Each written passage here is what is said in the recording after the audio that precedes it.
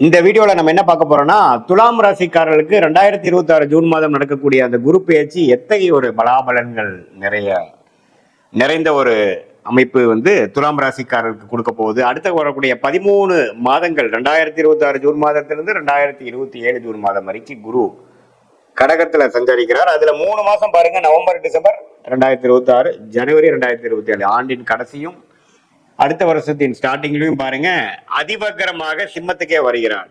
So துலாம் ராசிக்காரர்களுக்கு முதல் 5 மாதங்கள் அவர் 10ஆம் இடத்துக்கு சில தொழில் வேலை மாற்றங்களை கொடுத்து, அதுக்கப்புறம் நவம்பர் டிசம்பர் ஜனவரி மாதம் 11ஆம் இடத்துக்கு நல்ல சில சிறப்பான சில நல்ல விஷயங்கள், லாபங்கள், சுப விஷயங்கள் எல்லாமே கொடுக்கக்கூடிய அமைப்பு துலாம் ராசிக்காரருக்கு இந்த குரு பயிற்சி கண்டிப்பாக கொடுக்கிறது. நம்ம சயின்டிபிக் வேதிக் அஸ்ட்ராலஜி முறையில எதையும் மிகைப்படுத்தாமல் உள்ளதுவாறு அறிவியல் சார்ந்த ஜோதிட கருத்துக்களை மட்டும் நம்ம பார்க்க போறோம். பரிகாரங்கள் அது மாதிரி மூட நம்பிக்கையில போறது இல்ல. இப்ப பாருங்க, துலாம் ராசிக்கு உச்ச குருவாக 10ஆம் இடத்துக்கு வரும்பொழுது நிறைய அந்த பேங்கிங் லைன்ல இருந்தவங்க, பினான்சியல் லைன்ல இருக்கிறவங்களுக்கு எல்லாம் நல்ல ஒரு மாற்றம், நல்ல ஒரு ரெகக்னிஷன் கிடைக்குங்கிறது நம்ம தெரிஞ்சுக்கணும். அதே சமயத்தில் தன் வீட்டை தன்னையே பாக்குறாருங்கிற 6ஆம் வீட்டை பார்த்து வலுக்கிறார். ருணச்சத்ரு பாவம் வலுக்குது துலாம் ராசிக்கு. அப்படிங்கிறப்ப கொஞ்சம் உடல் உபாதைகள் இருக்கிறவங்களுக்கு ஒண்ணுமே கேர்ஃபுல்லா இருக்கணும். புதுசா ஏதோ சீனியர் சிட்டிசனுக்கு நோய் வருவது, 45-50 வயசுலயே பாத்தீங்கன்னா இந்த டயபெட்டிஸ் அது மாதிரி சில தொந்தரவுகள் துலாம் ராசிக்காரர்களுக்கு கொடுக்கறது. அதே மாதிரி கடன்கள் அதிகமா போறது, பர்சனல் லோனு, வியாபாரம், தொழில் இருக்கிறவங்களுக்கு கடன் தெரியாம கொஞ்சம் கொஞ்சமா போய் அதிகமா போயிருச்சுங்கிற மாதிரி அமைப்பு. அதே மாதிரி உறவுகள்லையும் கொஞ்சம் பிரச்சனைகள் கொடுக்கக்கூடிய அமைப்புகள்லாம் கொடுக்க வாய்ப்பு இருக்கு. பட் இது ஒரு பொதுவான பலனை ஒழிய, உங்களுடைய 2ஆம் இடத்தை குரு பார்க்கறது பண விஷயத்துக்கு பிரச்சனை இல்லை.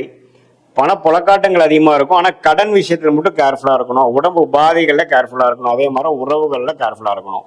ஒரு மாதிரி லோன் போட்டு ஒரு இடம் வாங்குறது, ஒரு வீடு கன்ஸ்ட்ரக்ஷன் பண்றது, பழைய வீட்டை அப்கிரேட் பண்றது, புதிய கார் வாங்குறது, பழைய காரை கொடுக்கறது, எல்லாமே அது மாதிரி வண்டி, வாகனம், வீடு, இடம் அது மாதிரி விஷயத்துல நல்ல மாற்றங்களை கொடுக்கக்கூடிய ஒரு அமைப்பு துலாம் ராசிக்காரர்களுக்கு 2026 ஜூன் மாதம் ஆகக்கூடிய குரு பயிற்சி நன்றாக குடிக்கிறார். அதுக்கப்புறம் பாத்தீங்கன்னா ஆண்டின் கடைசியில 11ஆம் இடத்துக்கு போகும்பொழுது நல்ல லாபங்கள், நல்ல சில இன்வெஸ்ட்மெண்ட் பண்ணதுல ஒரு சில பெனிஃபிட்ஸ் எடுக்கக்கூடிய அமைப்பும் வருகிறதுங்கிறது நாம தெரிஞ்சுக்கணும். ஸோ 10ஆம் இடத்துல குரு வரும்பொழுது தொழில், ஃபினான்ஸ் தொழில், வட்டி தொழில், பேங்கிங் தொழில், சொல்லி கொடுக்கும் வேலையில இருக்கிறவங்க, பிரின்சிபலா இருக்கிறவங்க, டீச்சரா இருக்கிறவங்க, ப்ரொஃபஸரா இருக்கிறவங்க, டீனா இருக்கிறவங்க, அவங்களுக்குலாம் நல்ல மாற்றங்களை கொடுக்கக்கூடிய அமைப்பு இருக்கு. கோல்டு பிசினஸ்ல இருக்கிறவங்களுக்கும் நல்ல மாற்றங்கள் நல்லது இருக்கு. ஸோ இந்த நேரத்தை ஓரளவுக்கு கரெக்டா யூஸ் பண்ணி நம்ம சில காரியங்கள் செய்து கொள்ள வேண்டும். ஸோ இதுதான் துலாம் ராசிக்காரர்களுக்கு குரு பயிற்சி நல்லது. 6ஆம் இடத்திலிருந்து கடன் நோய் எதிரை குறைத்து கொண்டிருந்த சனியை குரு பார்த்து ஓரளவுக்கு தன்மைப்படுத்துகிறார். அதே சமயத்தில் 5ஆம் இடத்துல ராகு, 11ஆம் இடத்துல கேது இருந்து குழந்தைகளுக்காக மெனக்கெடுதல், அவங்களுக்கு தகுந்த மாதிரி நம்ம கொஞ்சம் அட்ஜஸ்ட் பண்ணி போறது, அது மாதிரி சில விஷயங்கள்லாம் உங்களுக்கு கொடுக்கக்கூடிய அமைப்பு இருக்கு. பொதுவா பார்க்கும் பொழுது துலாம் ராசிக்காரர்களுக்கு 10ஆம் இடத்துல குரு வந்தா பிரச்சனைன்னு சொல்லுவாங்க. 10ஆம் இடத்துல குரு வந்தா பிரச்சனை கொடுக்க போறது இல்லை. என்னன்னா சில கடன் விஷயங்கள், உடல் உபாதைகள் விஷயங்கள், தொழில பாத்தீங்கன்னா கொஞ்சம் முன்னேற்றங்கள், கொஞ்சம் இன்வெஸ்ட்மெண்ட் பண்ணி முன்னேறது, வேலையில கொஞ்சம் பெனிஃபிட்ஸ் அடைகிறது, கொஞ்சம் ப்ரொமோஷன் ஆகுறது, அது மாதிரி நல்ல விஷயங்களை கொடுக்கக்கூடிய அமைப்பு தான் இருக்குதே ஒழிய ஒன்றும் தவறான அமைப்புகள் இல்லை என்று நாம தெரிந்து கொள்ள வேண்டும். இது ஒரு பொதுவான பலனை தவிர, உங்களுடைய ஜென்ம ஜாதகத்தில் நீங்கள் பிறந்த தேதி, பிறந்த நேரம், பிறந்த ஊரை வைத்து உங்களுக்கு என்ன மாதிரி ஒரு ஜாதகத்துல உங்களுக்கு வருது, நீங்க எந்த லக்னத்துல பிறந்தீங்க, நீங்க துலாம் ராசியில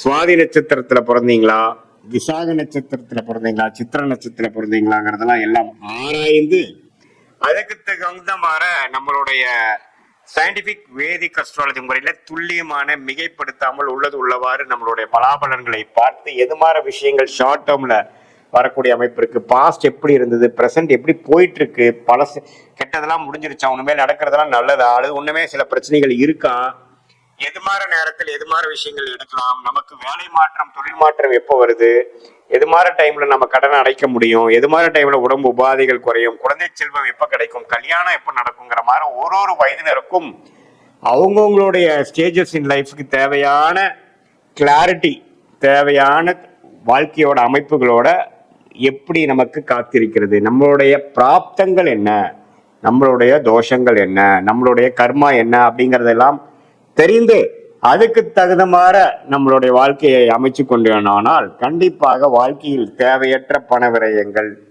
தேவையற்ற சமய விரயங்கள் எல்லாம் தவிர்த்து வாழ்க்கையில் எளிதில் நம்மளால ஜெயிக்க முடியும். இதுல சயின்டிபிக் வேதிக் அஸ்ட்ராலஜி முறை என்ன சொல்லுதுன்னா, எந்த டிகிரியில கிரகங்கள் இருக்கு, ராசிக்கு எவ்வளவு பாவங்கள் தள்ளி இருக்கு, எந்த பாவத்தில் எந்த ஆதிபத்தியம் செய்யும், உங்களுடைய லக்னம் என்ன, லக்னத்துக்கு எந்தெந்த கிரகத்தின் தசைகள் நல்லா இருக்கு, எந்த தசை போய்கொண்டிருக்கிறது, அந்த தசநாதன் இப்பொழுது கோச்சாரத்துல டிரான்சிட் அஸ்ட்ராலஜி எப்படி இருக்குங்கிறதெல்லாம் சேர்த்து வைத்து நம்ம பார்க்கும் பொழுது அடுத்த வரக்கூடிய காலகட்டங்கள் என்ன, உங்களுக்கு பிடித்தமான ஒரு தொழில் எதுவாறு அமையும், அந்த பிடித்த தொழிலே உங்களுக்கு லக்கியான யோகமான தொழிலா அமைய வாய்ப்பு இருக்கா, எது மாதிரி நேரத்தில் நம்ம செய்யலாம், எந்த படிப்பு நமக்கு உயர்வை கொடுக்கும், எந்த துறை நம்மளுக்கு நல்ல வெற்றியை கொடுக்கும், எந்த நேரத்தில் நம்ம ரிஸ்க் எடுக்கணும், எந்த நேரத்தில் நம்ம அடக்கி வாசிக்கணுங்கிறதெல்லாம் நம்மளுடைய லக்னம், நம்மளுடைய ராசி, நம்மளுடைய நட்சத்திரம், நமக்கு நடக்கக்கூடிய கிரகத்தின் தசைகள், புக்திகள், புக்தியை டிவைட் பண்ணா அந்தரம், அந்தரத்தை டிவைட் பண்ணா சூக்ஷ்மத்தை வைத்து டிகிரி அடிப்படையில் எதையும் நாம தீர ஆராயாமல் அப்படியே நம்ம பரிகாரங்கள் அது மாதிரி விஷயங்கள் போகலாமல் உள்ளது உள்ளவாறு ஒரு கிரகம் ஒரு நட்சத்திரத்தில் எப்படி இருக்கிறார், ரெண்டு பேத்துக்குள்ள டிஃபரன்ஸ் என்ன, எவ்வளவு தூரம் தள்ளி இருக்கிறார்கள், உங்க லக்னம் எது மாதிரி இருக்கு, எந்த மாதிரி லக்னமும் சில பேத்துக்கு பாத்தீங்கன்னா லக்னமும் ராசியும் ஒன்னா இருக்கும், அது எப்படி வேலை செய்ய போகுது, அல்லது லக்னம் வேற ராசி வேறையா அப்படிங்கிற மாதிரி வருது, உங்களுடைய தசை நடக்கிறது ராசி அதிபதியாக இருக்கா, லக்னாதிபதியாக இருக்கிறதா, அல்லது ராஜயோகாதிபதியாக நடந்து கொண்டு இருக்கிறதா, அல்லது வரக்கூடாத தசைகளாக இருக்கிறதா, அந்த தசை எப்ப நம்ம முடிச்சுக்கலாம், எந்த நேரத்துக்கு அப்புறம் நல்ல நேரங்கள் இருக்கு அப்படிங்கறதெல்லாம் நாம துலாம் ராசிக்காரர்களுக்கு நம்மளுடைய பொதுவான பலன்களும் உங்களுடைய ஜென்ம ஜாதகத்துல வரக்கூடிய தசாபுக்தியில் வைத்து வரக்கூடிய துல்லியமான பலன்களும் சேர்த்து வைத்து பார்க்கும் பொழுது நம்மளுடைய வாழ்க்கைக்கு தேவையான எல்லா அத்தியாவசிய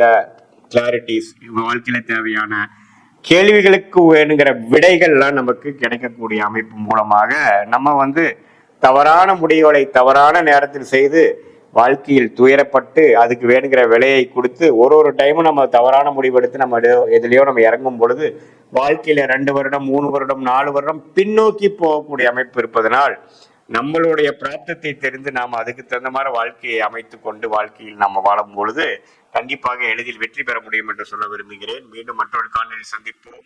நன்றி, வணக்கம்.